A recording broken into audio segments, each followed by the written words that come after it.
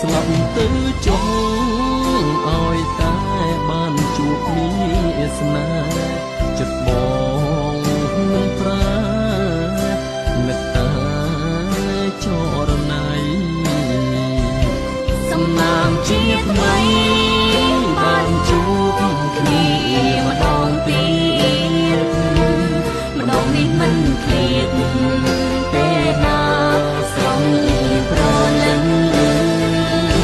យើងមិនអាយកាមានគ្នាគ្រាន់ជាទីផងជាខ្មោចអញ្ចឹងក៏វាមិនយ៉ាងដែរ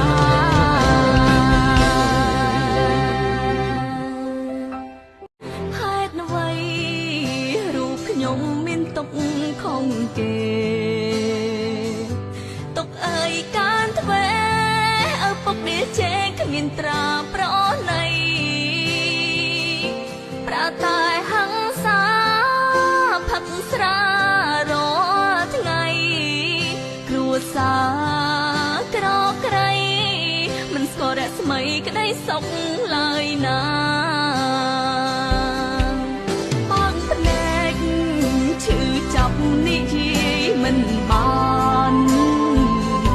ឈឺចិត្តឈឺប្រាណមិនសុខសាន្តគួរឲ្យអនិច្ចាមានតែពួនយំទៅស្បាយទុកខាជីវិតខ្លោចផ្សាព្រះអើយមេត្តាមកជួយខ្ញុំផងមិននឹកស្មានសោះថាបានជួបប្រថ្លៃចិត្តស្មោះភាំងក្តីបីបងត្រករូបអូនសាបបាយក្នុងចិត្តរីករាយកូនឡខ្សែកចំណងចង់អនុសាស្នេហ៍អូននឹងបងជាស្នេហ៍អមតៈបេះដូងបានឆ្លាក់លូគ្រាមរណាជាតិនេះជាតិមុខមិនប្រែសាវាស្មោះនឹងស្នេហាបងហើយនឹងស្រីស្ដាយអើយសែនស្ដាយមិនបានជួបគ្នា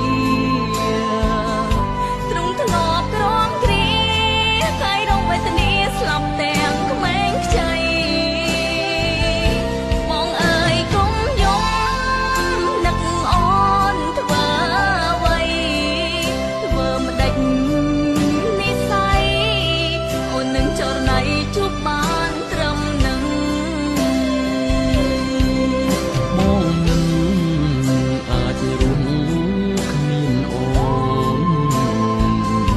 ទោះរូបបងសូនក៏បងព្រមដែរសុំស្លាប់ទៅចុះឲ្យតែបានជួបមានស្នេហ៍ចិត្តបងនឹងប្រាមេត្តាចរណៃសំណាងជាថ្មី